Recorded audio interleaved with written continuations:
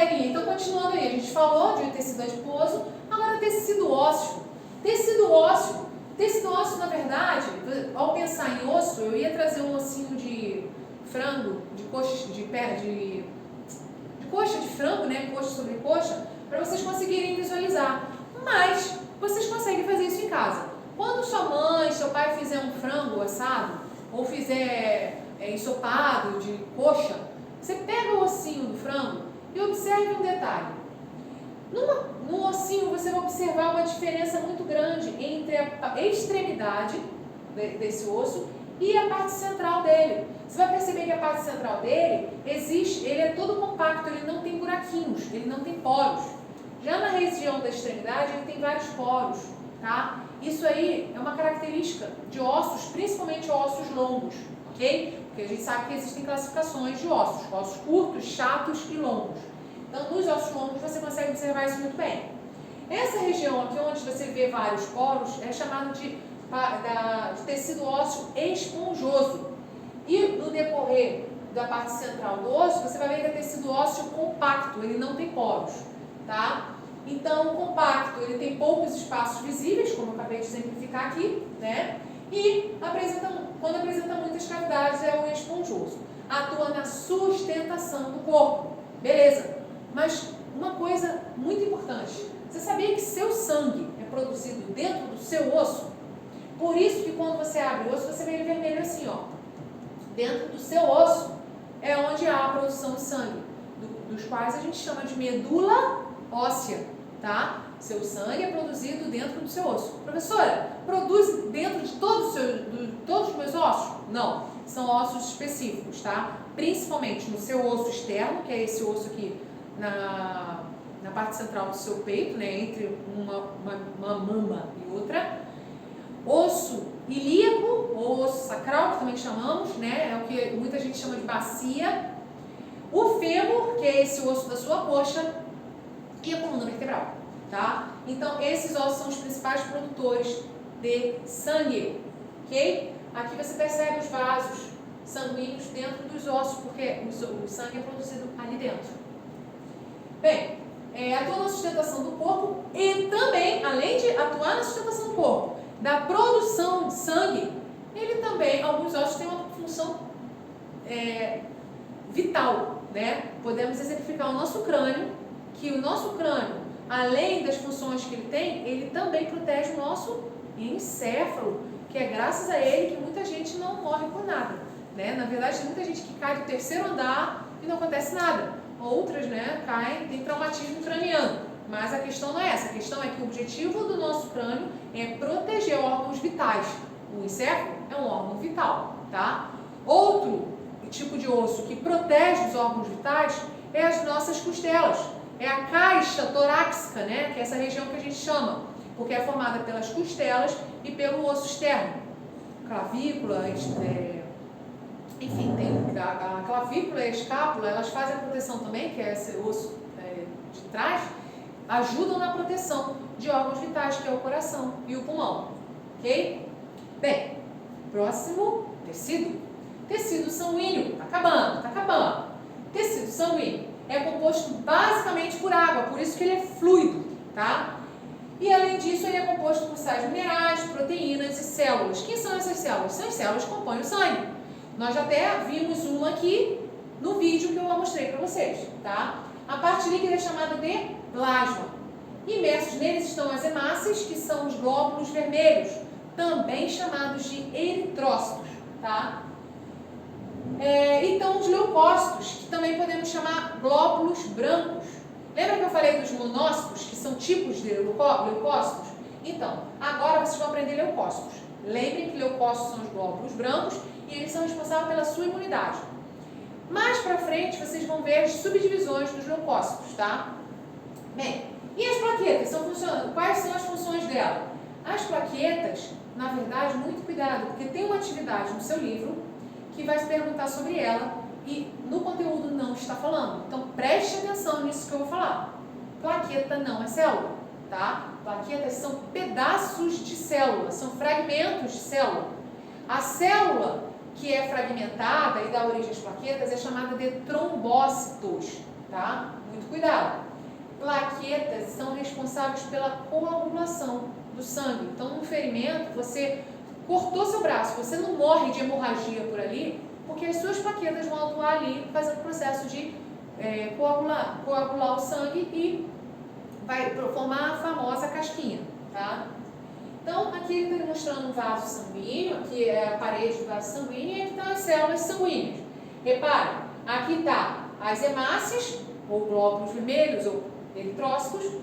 Os leucócitos, reparem que são diferentes, tá? Vocês vão aprender mais à frente, mas isso aqui é um linfócito, um monócito e monócito, e esse aqui é um neutrófilo. Neutrófilo, monócito, linfócito. Todos eles são atuantes no sistema de defesa, na imunidade. E as plaquetas são essas estruturas de pedacinhos. São essas estruturas aqui, ó. Aqui do lado ele está definindo o que é cada um. Vocês podem ver que eu marquei aqui. Tudo que está marcadinho aqui é muito importante. Então, depois vocês dêem uma lida aqui, o que está escrito ali eu já expliquei, tá? Mas vocês marquem lá, porque está falando da função de cada um deles, ok? Bem, plasma. Plasma é a parte líquida, é o fluido da qual todas essas células estão imersas, tá? E aí com isso ele consegue percorrer no seu corpo, distribuindo e realizando a função que ele tem no seu corpo, tá? Tanto de levar oxigênio para todos os seus órgãos, todos os seus sistemas, e também nutrir, ok? Bem, então o sangue é considerado um tipo de tecido conjuntivo, ele é responsável pelo transporte de nutrientes de outras substâncias por todo o corpo, por exemplo, é o oxigênio. Como você observou, os leucócitos atuam na defesa, as plaquetas são responsáveis pela coagulação do sangue. Lembrando que as plaquetas não são células, são formadas por fragmentos de células. Então, aqui está uma demonstração aqui da coagulação. Reparem, a plaqueta ela atua como se fosse uma rede. Ela, quando você se machuca e começa a vazar o sangue, né, o plasma com todas as células, ele vai lá e atua como uma rede. A partir do momento que ele forma essa rede, as hemácias param de sair. Bom, as células que são grandes vão parar de sair. Vai sair só a parte líquida, que é o que a gente chama de linfa. Aquele caldinho transparente que sai depois que começa a formar a casquinha. Por quê? Porque a plaqueta atuou formando essa rede, não deixando as células saírem. Então você não vai conseguir mais ver vazando sangue. E sim aquela linfa, que é o que todo mundo chama, né? Ou não sei se chamam diferente aqui, mas é aquele caldinho que sai e forma um machucado, ok? Forma uma casquinha do machucado. Então, no local da ruptura, forma-se uma rede de filamentos de proteínas denominada coágulo, que é o que a gente conhece por casquinha do machucado, e que impede a saída das hemácias, dos leucócitos e das plaquetas, fazendo ou parar o sangramento. Galera, esse saiba mais do seu livro, eu não vou dar ênfase não, porque isso aqui eu vou falar muito no 9º ano para vocês. Mas isso aqui ele está falando do sistema ABO, é o tipo sanguíneo, que você já deve ter ouvido falar da sua mãe, do seu pai, da sua família em geral e o seu tipo sanguíneo. Existem tipos sanguíneos, que são chamados de tipo A, tipo B, tipo AB e tipo O. Tipo sanguíneo está relacionado exatamente com os eritrócitos, ou glóbulos vermelhos, ou hemácias. É a identificação dele, tá? Na membrana plasmática da hemácia, porque a hemácia é uma célula, na membrana plasmática dela existem algumas estruturazinhas, que vocês vão ver mais pra frente o que é, que faz o reconhecimento celular. E esse reconhecimento celular, um deles é do tipo sanguíneo, ABO, que é o A, o B, o AB e o O. E também o fator RH, tá? Mas vocês vão aprender isso um pouquinho mais pra frente. Lá no 9º ano eu explico isso melhor para vocês, ok? Bem, agora eu quero que vocês observem na sua página 18 e observem essa imagem aqui. Ele está pedindo para você completar a lacuna, tipo isso, tá? Ele está pedindo para você identificar na estrutura o que está faltando. Por exemplo, um órgão é formado por... Bom, a gente sabe que a união de várias células forma um tecido. A união de vários tecidos forma um órgão. Ué, um órgão é formado por o quê? Vários tipos de tecido. Isso lembra da pele, tá? Aí ele mostra aqui um exemplo do estômago, e aí ele demonstra ele aumenta, né, ele amplia uma parte do estômago, pedindo para você identificar aqui os tecidos. Aí o tecido muscular ele fala função, movimento, tecido nervoso, função, transmissão de informações e comunicação. Tecido epitelial, função, lembram lá que foi falado? Além do revestimento, faz o que também? A absorção. Tecido conjuntivo, união e suporte. Então, você vai completar isso daí, tá? Então, e aqui você vai fazer a organização dos níveis. Lembra que a gente falou? Célula, conjunto de células forma um tecido, conjunto de vários tecidos forma um órgão, conjunto de vários órgãos forma um sistema, conjunto de vários sistemas forma um organismo. E é isso que você vai fazer ali, ok? Agora, vou ensinar vocês a lerem exame de sangue praticamente, né? Essa questão é isso, tá? Reparem que ele mostra aqui um resultado de um hemograma. O que é um hemograma? São a contagem de células presentes no seu sangue, né? A gente chama de elementos figurados, né? Hemácias, leucócitos e plaquetas. Hemoglobina não é célula. Hemoglobina é o pigmento presente na hemácia, tá? Muito cuidado.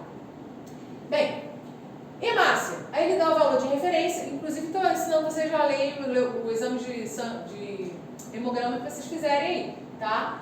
Quando ele dá o resultado, isso aqui é o resultado que teve no exame que a pessoa fez. Já esse daqui é o valor de referência, ou seja, é o valor que tem que estar próximo àquilo ali. Aí ele fala, hemácia, a pessoa fez o hemograma e deu 3 milhões por microlitro. O valor de referência seria de 4 a 5,3 milhões por microlitro. E aí, bate?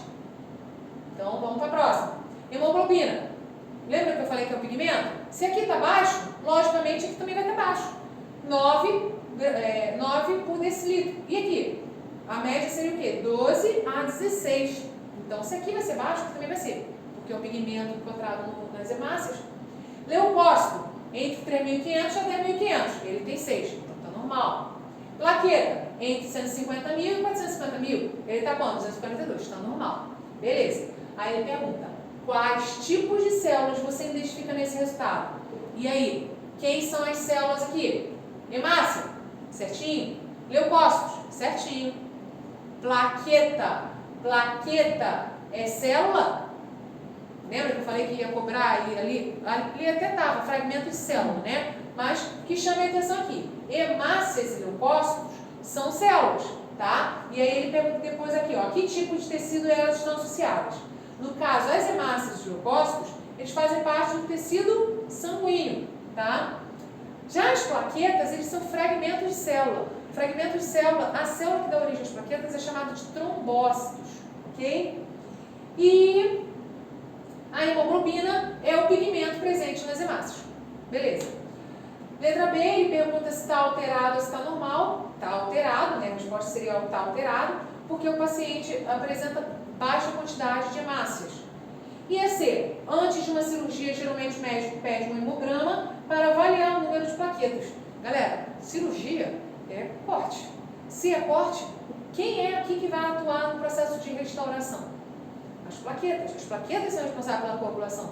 Então, quando eles pedem um hemograma, quem eles estão querendo avaliar? E claro, né, o resto eles vão usar para base, porque se a pessoa está com anemia, nem pode fazer cirurgia. Né? Se a pessoa tiver com hemácia baixa, está com anemia. Mas o principal que ele quer avaliar é esse aqui, ó. Se a pessoa tiver com plaquetas baixas, não pode fazer cirurgia. Senão não vai cicatrizar, vai continuar sangrando toda a vida. O processo de um corte, a pessoa vai morrer por ali. Tá? Então, o que ele vai querer ali controlar é a quantidade de plaquetas, porque é a plaqueta que é responsável pelo controle de hemorragias e ajuda no processo de cicatrização. Galera, a partir daí, então, vocês vão fazer as atividades da página 18, lá do seu livro didático, e páginas 9, 10 e 11 do seu livro de atividades, tá bom? Então, eu encerro por aqui. Até a próxima aula.